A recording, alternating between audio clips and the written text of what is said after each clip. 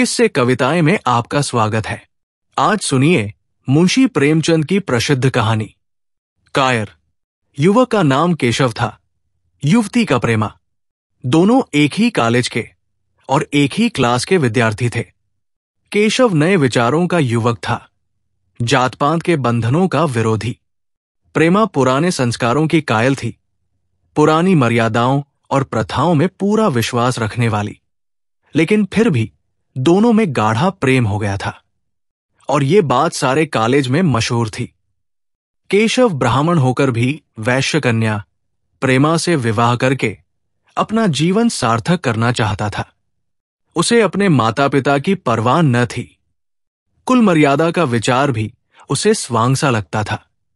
उसके लिए सत्य कोई वस्तु थी तो प्रेम थी, किंतु प्रेमा के लिए माता पिता और कुल परिवार के आदेश के विरुद्ध एक कदम बढ़ाना भी असंभव था। संध्या का समय है। विक्टोरिया पार्क के एक निर्जन स्थान में दोनों आमने सामने हरियाली पर बैठे हुए हैं। सैर करने वाले एक एक करके विदा हो गए, किंतु ये दोनों अभी वही बैठे हुए हैं। उनमें एक ऐसा प्रसंग छिड़ा हुआ है जो किसी तरह समाप्त नहीं होता। केशव ने झुंझलाकर कहा, इसका ये अर्थ है कि तुम्हें मेरी परवाह नहीं है। प्रेमा ने उसको शांत करने की चेष्टा करके कहा, तुम मेरे साथ अन्याय कर रहे हो केशव, लेकिन मैं इस विषय को माता पिता के सामने कैसे छेड़ूं, ये मेरी समझ में नहीं आता। वे लोग पुरानी रूढ़ियों के भक्त हैं। मेरी तरफ से कोई ऐसी बात सुनकर मन में जो जो शंकाएं होंगी उनकी तुम कल्पना कर सकते हो। केशव ने उग्र भाव से पूछा, तो तुम भी उन्हीं पुरानी रूढ़ियों के गुलाम हो? प्रेमा ने अपनी बड़ी बड़ी आंखों में मृदु स्नेह भरकर कहा, नहीं, मैं उनकी गुलाम नहीं हूं, लेकिन माता पिता की इच्छा मेरे लिए और सब चीजों से अधिक मान्य है। तुम्हारा व्यक्तित्व कुछ नहीं है, ऐसा ही समझ लो। मैं तो समझता था कि ये ढकोसले मूर्खों के लिए ही है, लेकिन अब मालूम हुआ कि तुम जैसी विदुषिया भी उनकी पूजा करती है। जब मैं तुम्हारे लिए संसार को छोड़े को तैयार हूं तो तुमसे भी यही आशा करता हूं। प्रेमा ने मन में सोचा, मेरा अपनी देह पर क्या अधिकार है? जिन माता पिता ने अपने रक्त से मेरी सृष्टि की है और अपने स्नेह से उसे पाला है, उनकी मर्जी के खिलाफ कोई काम करने का उसे कोई हक नहीं। उसने दीनता के साथ केशव से कहा, क्या प्रेम स्त्री और पुरुष के रूप ही में रह सकता है, मैत्री के रूप में नहीं? मैं तो आत्मा का बंधन समझती हूं। केशव ने कठोर भाव से कहा, इन दार्शनिक विचारों से तुम मुझे पागल कर दोगी प्रेमा। बस इतना ही समझ लो, मैं निराश होकर जिंदा नहीं रह सकता। मैं प्रत्यक्षवादी हूं और कल्पनाओं के संसार में प्रत्यक्ष का आनंद उठाना मेरे लिए असंभव है। ये कहकर उसने प्रेमा का हाथ पकड़कर अपनी ओर खींचने की चेष्टा की। प्रेमा ने झटके से हाथ छुड़ा लिया और बोली, नहीं केशव, मैं कह चुकी हूं कि मैं स्वतंत्र नहीं हूं। तुम मुझसे वो चीज न मांगो जिस पर मेरा कोई अधिकार नहीं है। केशव को अगर प्रेमा ने कठोर शब्द कहे होते तो भी उसे इतना दुख न हुआ होता। एक क्षण तक वो मन मारे बैठा रहा, फिर उठकर निराशा भरे स्वर में बोला, जैसी तुम्हारी इच्छा। आहिस्ता आहिस्ता कदम सा उठाता हुआ वहां से चला गया। प्रेमा अब भी वही बैठी आंसू बहाती रही। रात को भोजन करके प्रेमा जब अपनी मां के साथ लेटी तो उसकी आंखों में नींद न थी। केशव ने उसे एक ऐसी बात कह दी थी जो चंचल पानी में पड़ने वाली छाया की तरह उसके दिल पर छाई हुई थी। प्रतिक्षण उसका रूप बदलता था। वो उसे स्थिर न कर सकती थी। माता से इस विषय में कुछ कहे तो कैसे, लज्जा मुंह बंद कर देती थी। उसने सोचा, अगर केशव के साथ मेरा विवाह न हुआ तो उस समय मेरा क्या कर्तव्य होगा। अगर केशव ने कुछ उद्दंडता कर डाली तो मेरे लिए संसार में फिर क्या रह जाएगा। लेकिन मेरा बस ही क्या है। इन भांति भांति के विचारों में एक बात जो उसके मन में निश्चित हुई वो ये थी कि केशव के सिवा वह और किसी से विवाह न करेगी। उसकी माता ने पूछा, क्या तुझे अब तक नींद न आई? मैंने तुझसे कितनी बार कहा कि थोड़ा बहुत घर का कामकाज किया कर, लेकिन तुझे किताबों से ही फुर्सत नहीं मिलती। 4 दिन में तू पराए घर जाएगी, कौन जाने कैसा घर मिले। अगर कुछ काम करने की आदत न रही तो कैसे निभा होगा। प्रेमा ने भोलेपन से कहा, मैं पराए घर जाऊंगी ही क्यों। माता ने मुस्कुराकर कहा, लड़कियों के लिए यही तो सबसे बड़ी विपत्ति है बेटी। मां बाप की गोद में पलकर ज्यों ही सयानी हुई दूसरों की हो जाती है। अगर अच्छे प्राणी मिले तो जीवन आराम से कट गया, नहीं रो रो कर दिन काटना पड़ा। सब कुछ भाग्य के अधीन है। अपनी बिरादरी में तो मुझे कोई घर नहीं भाता, कहीं लड़कियों का आदर नहीं, लेकिन करना तो बिरादरी में ही पड़ेगा। न जाने ये जात पात का बंधन कब टूटेगा। प्रेमा डरते डरते बोली, कहीं कहीं तो बिरादरी के बाहर भी विवाह होने लगे हैं। उसने कहने को कह दिया, लेकिन उसका हृदय कांप रहा था कि माता जी कुछ भाप न जाए। माता ने विस्मय के साथ पूछा, क्या हिंदुओं में ऐसा हुआ है।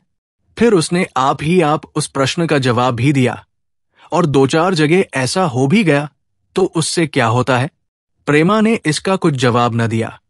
भय हुआ कि माता कहीं उसका आशय समझ न जाए। उसका भविष्य एक अंधेरी खाई की तरह उसके सामने मुंह खोले खड़ा था, मानो उसे निगल जाएगा। उसे न जाने कब नींद आ गई। प्रातःकाल प्रेमा सोकर उठी तो उसके मन में एक विचित्र साहस का उदय हो गया था। सभी महत्वपूर्ण फैसले हम आकस्मिक रूप से कर लिया करते हैं, मानो कोई दैवी शक्ति हमें उनकी ओर खींच ले जाती है। वही हालत प्रेमा की थी। कल तक वो माता पिता के निर्णय को मान्य समझती थी, पर संकट को सामने देखकर उसमें उस वायु की हिम्मत पैदा हो गई थी जिसके सामने कोई पर्वत आ गया हो। वही मंद वायु प्रबल वेग से पर्वत के मस्तक पर चढ़ जाती है और उसे कुचलती हुई दूसरी तरफ जा पहुंचती है। प्रेमा मन में सोच रही थी, मानो ये देह माता पिता की है, किंतु आत्मा तो मेरी है। मेरी आत्मा को जो कुछ भुगतना पड़ेगा वो इसी देह से तो भुगतना पड़ेगा। अब वो इस विषय में संकोच करना अनुचित ही नहीं, घातक समझ रही थी। अपने जीवन को क्यों एक झूठे सम्मान पर बलिदान करे। उसने सोचा, विवाह का आधार अगर प्रेम न हो तो वो देह का विक्रय है। आत्मसमर्पण क्यों बिना प्रेम के भी हो सकता है। इस कल्पना ही से कि न जाने किस अपरिचित युवक से उसका विवाह हो जाएगा, उसका हृदय विद्रोह कर उठा। वो अभी नाश्ता करके कुछ पढ़े जा रही थी कि उसके पिता ने प्यार से पुकारा, मैं कल तुम्हारे प्रिंसिपल के पास गया था, वे तुम्हारी बड़ी तारीफ कर रहे थे। प्रेमा ने सरल भाव से कहा, आप तो यूं ही कहा करते हैं। नहीं, सच। ये कहते हुए उन्होंने अपनी मेज की दराज खोली और मखमली चौखटों में जड़ी हुई एक तस्वीर निकालकर उसे दिखाते हुए बोले, ये लड़का ICS के इम्तिहान में प्रथम आया है। इसका नाम तो तुमने सुना होगा। बूढ़े पिता ने ऐसी भूमिका बांध दी थी कि मां उनका आशय न समझ सकी, लेकिन प्रेमा भाग गई। उनका मन तीर की भांति लक्ष्य पर जा पहुंचा। उसने बिना तस्वीर की ओर देखे ही कहा, नहीं, मैंने तो उसका नाम नहीं सुना। पिता ने बनावटी आश्चर्य से कहा, क्या तुमने उसका नाम ही नहीं सुना? आज के दैनिक पत्र में उसका चित्र और जीवन वृत्तांत छपा है। प्रेमा ने रुखाई से जवाब दिया, होगा, मगर मैं तो उस परीक्षा का कोई महत्व नहीं समझती। मैं तो समझती हूं जो लोग इस परीक्षा में बैठते हैं वे पल्ले सिर के स्वार्थी होते हैं। आखिर उनका उद्देश्य इसके सिवा और क्या होता है कि अपने गरीब, निर्धन, दलित भाइयों पर शासन करें और खूब धन संचय करें। ये तो जीवन का कोई ऊंचा उद्देश्य नहीं है। इस आपत्ति में जलन थी, अन्याय था, निर्दयता थी। पिताजी ने समझा था, प्रेमा ये बखान सुनकर लट्टू हो जाएगी। ये जवाब सुनकर तीखे स्वर में बोले, तू तो ऐसी बातें कर रही है जैसे तेरे लिए धन और अधिकार का कोई मूल्य ही नहीं। प्रेमा ने ढिठाई से कहा, हाँ, मैं तो इसका मूल्य नहीं समझती। मैं तो आदमी में त्याग देखती हूं। मैं ऐसे युवकों को जानती हूं जिन्हें ये पद जबरदस्ती भी दिया जाए तो स्वीकार न करेंगे। पिता ने उपहास के ढंग से कहा, ये तो आज मैंने नई बात सुनी। मैं तो देखता हूं कि छोटी छोटी नौकरियों के लिए लोग मारे मारे फिरते हैं। मैं जरा उस लड़के की सूरत देखना चाहता हूं जिसमें इतना त्याग हो। मैं तो उसकी पूजा करूंगा। शायद किसी दूसरे अवसर पर यह शब्द सुनकर प्रेमा लज्जा से सिर झुका लेती, पर इस समय उसकी दशा उस सिपाही की सी थी जिसके पीछे गहरी खाई हो।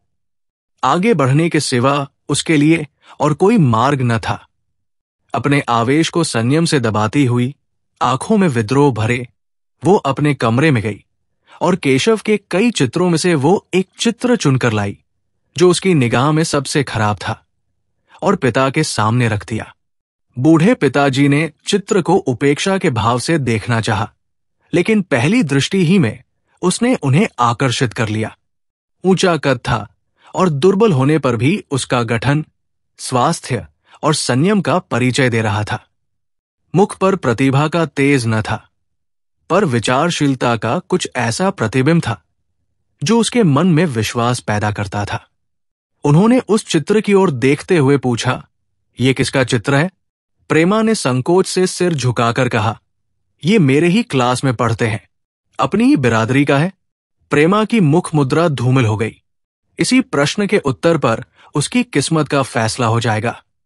उसके मन में पछतावा हुआ कि व्यर्थ मैं इस चित्र को यहां लाई।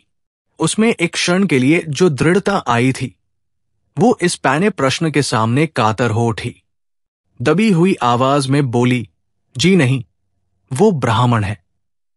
और ये कहने के साथ ही क्षुब्ध होकर कमरे से निकल गई, मानो यहां की वायु में उसका गला घुटा जा रहा हो, और दीवार की आड़ में होकर रोने लगी।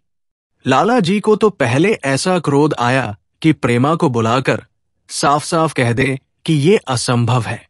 वे उसी गुस्से में दरवाजे तक आए, लेकिन प्रेमा को रोते देखकर नम्र हो गए। इस युवक के प्रति प्रेमा के मन में क्या भाव थे, ये उनसे छिपा न रहा। वे स्त्री शिक्षा के पूरे समर्थक थे, लेकिन इसके साथ ही कुल मर्यादा की रक्षा भी करना चाहते थे। अपनी ही जाति के सुयोग्य वर के लिए अपना सर्वस्व अर्पण कर सकते थे, लेकिन उस क्षेत्र के बाहर कुलीन से कुलीन और योग्य से योग्य वर की कल्पना भी उनके लिए असह्य थी। इससे बड़ा अपमान वे सोच ही न सकते थे। उन्होंने कठोर स्वर में कहा, "आज से कॉलेज जाना बंद कर दो। अगर शिक्षा कुल मर्यादा को डुबोना ही सिखाती है तो कुशिक्षा है।" प्रेमा ने कातर कंठ से कहा, "परीक्षा तो समीप आ गई है।" लाला जी ने दृढ़ता से कहा, "आने दो," और फिर अपने कमरे में जाकर विचारों में डूब गए। 6 महीने गुजर गए।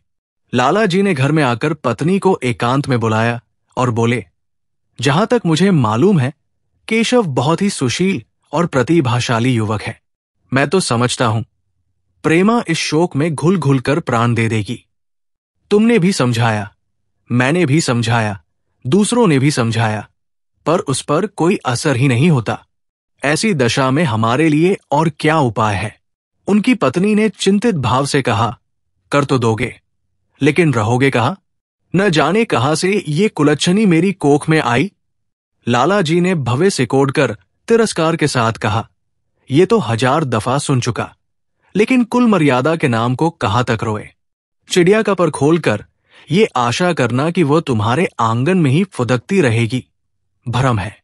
मैंने इस पर ठंडे दिल से विचार किया है और इस नतीजे पर पहुंचा हूं कि हमें इस आपद धर्म को स्वीकार कर लेना ही चाहिए। कुल मर्यादा के नाम पर मैं प्रेमा की हत्या नहीं कर सकता। दुनिया हंसती हो, हंसे, मगर वो जमाना बहुत जल्द आने वाला है जब ये सभी बंधन टूट जाएंगे। आज भी सैकड़ों विवाह जात-पात के बंधनों को तोड़कर हो चुके हैं। अगर विवाह का उद्देश्य स्त्री और पुरुष का सुखमय जीवन है, तो हम प्रेमा की उपेक्षा नहीं कर सकते हैं। वृद्धा ने क्षुब्ध होकर कहा, "जब तुम्हारी यही इच्छा है तो मुझसे क्या पूछते हैं? लेकिन मैं कहे देती हूं कि मैं इस विवाह के नजदीक न जाऊंगी, न कभी इस छोकरी का मुंह देखूंगी। समझ लूंगी, जैसे और सब लड़के मर गए, वैसे ये भी मर गई। तो फिर आखिर तुम क्या करने को कहती हो? क्यों नहीं उस लड़के से विवाह कर देते? उसमें क्या बुराई है? वो 2 साल में सिविल सर्विस पास करके आ जाएगा। केशव के पास क्या रखा है? बहुत होगा किसी दफ्तर में क्लर्क हो जाएगा। और अगर प्रेमा प्राण हत्या कर ले तो कर ले, तुम तो उसे और शय देते हो। जब उसे हमारी परवाह नहीं है तो हम उसके लिए अपने नाम को क्यों कलंकित करें? प्राणहत्या करना कोई खेल नहीं है, ये सब धमकी है, मन घोड़ा है। जब तक उसे लगाम न दो, पुट्ठे पर हाथ भी न रखने देगा। जब उसके मन का ये हाल है तो कौन कहे केशव के साथ ही जिंदगी भर निभाह करेगी। जिस तरह आज उससे प्रेम है, उसी तरह कल दूसरे से हो सकता है। तो क्या पत्ते पर अपना मांस बिकवाना चाहते हो? लालाजी ने स्त्री को प्रश्न सूचक दृष्टि से देखकर कहा, और अगर वो कल खुद जाकर केशव से विवाह कर ले तो तुम क्या कर लोगी? फिर तुम्हारी कितनी इज्जत रह जाएगी? वो चाहे संकोचवश या हम लोगों के लिहाज से यूं ही बैठी रहे, पर यदि जिद पर कमर बांध ले, हम तुम कुछ नहीं कर सकते। इस समस्या का ऐसा भीषण अंत भी हो सकता है, ये इस वृद्धा के ध्यान में भी ना आया था। ये प्रश्न बम के गोले की तरह उसके मस्तक पर गिरा। एक क्षण तक वो अवाक बैठी रह गई, मानो इस आघात ने उसकी बुद्धि की धज्जियां उड़ा दी हों। फिर पराभूत होकर बोली, तुम्हें अनोखी ही कल्पनाएं सूझती है। मैंने तो आज तक कभी भी नहीं सुना कि किसी कुलीन कन्या ने अपनी इच्छा से विवाह किया है। तुमने न सुना हो, लेकिन मैंने सुना है और देखा है, और ऐसा होना बहुत संभव है। जिस दिन ऐसा होगा, उस दिन तुम मुझे जीती न देखोगे। मैं ये नहीं कहता कि ऐसा होगा ही, लेकिन होना संभव है। तो जब ऐसा होना है तो इससे तो यही अच्छा है कि हम ही इसका प्रबंध करें। जब नाक ही कट रही है तो तेज छुरी से क्यों न कटे? कल केशव को बुलाकर देखो क्या कहता है। केशव के पिता सरकारी पेंशनर थे, मिजाज के चिड़चिड़े और कृपण। धर्म के आडंबरों में ही उनके चित्त को शांति मिलती थी। कल्पना शक्ति का अभाव था, किसी के मनोभावों का सम्मान न कर सकते थे। वे अब भी उस संसार में रहते थे जिसमें उन्होंने अपने बचपन और जवानी के दिन काटे थे। नवयुग की बढ़ती हुई लहर को वे सर्वनाश कहते थे, और कम से कम अपने घर को दोनों हाथों और दोनों पैरों का जोर लगाकर उससे बचाए रखना चाहते थे। इसलिए जब एक दिन प्रेमा के पिता उसके पास पहुंचे और केशव से प्रेमा के विवाह का प्रस्ताव किया, तो बूढ़े पंडित जी अपने आप में न रह सके। धुंधली आंखें फाड़कर बोले, आप भंग तो नहीं खा गए हैं? इस तरह का संबंध और चाहे जो कुछ हो, विवाह नहीं है। मालूम होता है आपको भी नए जमाने की हवा लग गई। बूढ़े बाबूजी ने नम्रता से कहा, मैं खुद ऐसा संबंध नहीं पसंद करता। इस विषय में मेरे भी वही विचार है जो आपके, पर बात ऐसी आ पड़ी है कि मुझे विवश होकर आपकी सेवा में आना पड़ा। आजकल के लड़के और लड़कियां कितने स्वेच्छाचारी हो गए हैं, ये तो आप जानते ही हैं। हम बूढ़े लोगों के लिए अब अपने सिद्धांतों की रक्षा करना कठिन हो गया है। मुझे भय है कि कहीं ये दोनों निराश होकर अपनी जान पर न खेल जाए। बूढ़े पंडित जी जमीन पर पांव पटकते हुए गरज उठे, आप क्या कहते हैं साहब? आपको शर्म नहीं आती? हम ब्राह्मण हैं, और ब्राह्मणों में भी कुलीन। ब्राह्मण कितने ही पतित हो गए हों, इतने मर्यादा शून्य नहीं हुए हैं कि बनिए बक्कालों की लड़की से विवाह करते फिरे। जिस दिन कुलीन ब्राह्मणों में लड़कियां न रहेंगी, उस दिन ये समस्या उपस्थित हो सकती है। मैं कहता हूं, आपको मुझसे ये बात कहने का साहस कैसे हुआ? बूढ़े बाबूजी जितना ही दबते थे, उतना ही पंडित जी बिगड़ते थे।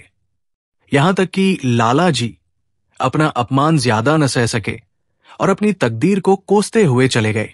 उसी वक्त केशव कॉलेज से आया। पंडित जी ने तुरंत उसे बुलाकर कठोर कंठ से कहा, मैंने सुना है तुमने किसी बनिए की लड़की से अपना विवाह कर लिया है। ये खबर कहाँ तक सही है? केशव ने अनजान बनकर पूछा, आपसे किसने कहा? किसी ने कहा। मैं पूछता हूं, ये बात ठीक है या नहीं? अगर ठीक है और तुमने अपनी मर्यादा को डुबाना निश्चय कर लिया है, तो तुम्हारे लिए हमारे घर में कोई स्थान नहीं। तुम्हें मेरी कमाई का एक धेला भी नहीं मिलता।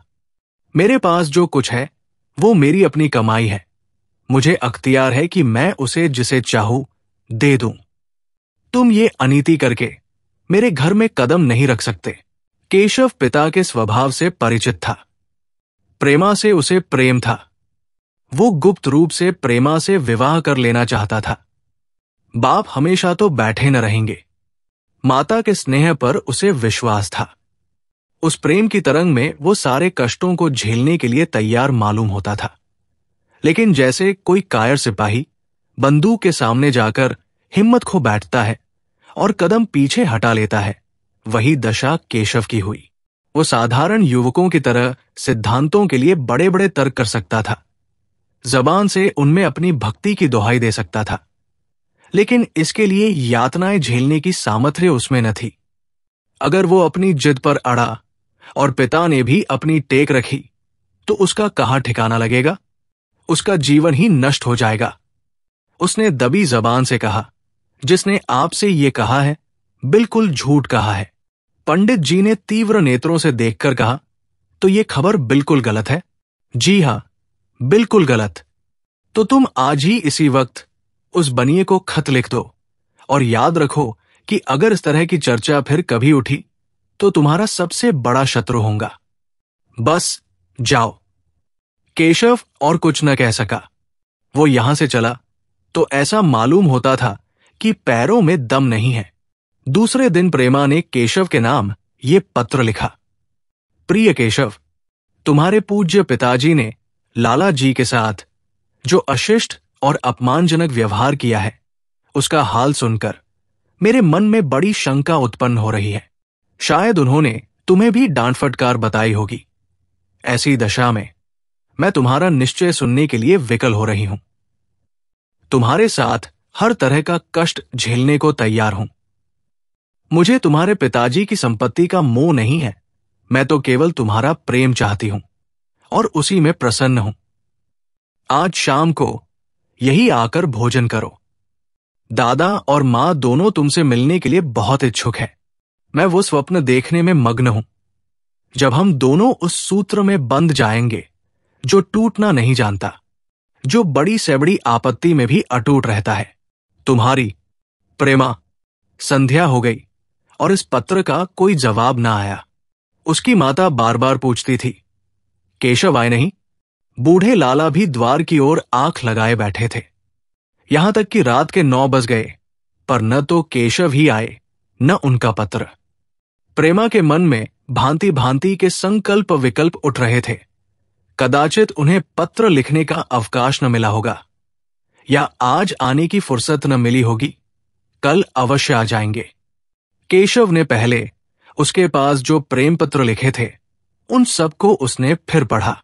उनके एक एक शब्द से कितना अनुराग टपक रहा था। उनमें कितना कंपन था, कितनी विकलता, कितनी तीव्र आकांक्षा। फिर उसे केशव के वे वाक्य याद आए जो उसने सैकड़ों ही बार कहे थे। कितनी बार वो उसके सामने रोया था। इतने प्रमाणों के होते हुए निराशा के लिए कहां स्थान था। मगर फिर भी सारी रात उसका मन जैसे सूली पर टंगा रहा। प्रातःकाल केशव का जवाब आया। प्रेमा ने कांपते हुए हाथों से पत्र लेकर पढ़ा। पत्र हाथ से गिर गया। ऐसा जान पड़ा मानो उसकी देह का रक्त स्थिर हो गया हो। लिखा था, मैं बड़े संकट में हूं कि तुम्हें क्या जवाब दूं। मैंने इधर इस समस्या पर खूब ठंडे दिल से विचार किया है और इस नतीजे पर पहुंचा हूं कि वर्तमान दशाओं में मेरे लिए पिता की आज्ञा की उपेक्षा करना दुख से है। मुझे कायर न समझना। मैं स्वार्थी भी नहीं हूं, लेकिन मेरे सामने जो बाधाएं हैं उन पर विजय पाने की शक्ति मुझ में नहीं है। पुरानी बातों को भूल जाओ। उस समय मैंने इन बाधाओं की कल्पना न की थी। प्रेमा ने एक लंबी, गहरी, जलती हुई सांस खींची और उस खत को फाड़कर फेंक दिया। उसकी आंखों से अश्रुधार बहने लगी। जिस केशव को उसने अपने अंतःकरण से वर लिया था, वो इतना निष्ठुर हो जाएगा, इसकी उसको रत्ती भर भी आशा न थी।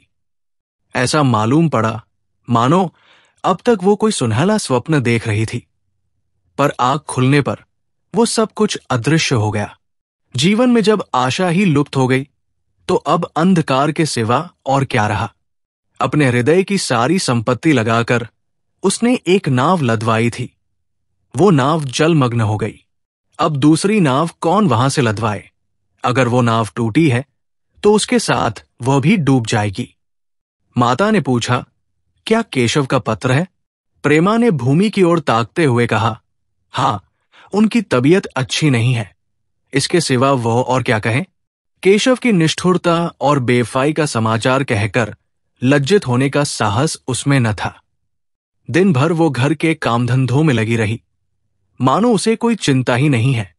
रात को उसने सबको भोजन कराया, खुद भी भोजन किया और बड़ी देर हारमोनियम पर गाती रही। मगर सबेरा हुआ तो उसके कमरे में उसकी लाश पड़ी हुई थी। प्रभात की सुनहरी किरणें उसके पीले मुख को जीवन की आभा प्रदान कर रही थी। ऐसी और कहानियों के लिए आप किससे कविताएं पेज को, चैनल को लाइक, फॉलो व सब्सक्राइब करें प्लीज। कोई सुझाव हो तो अवश्य दें। धन्यवाद।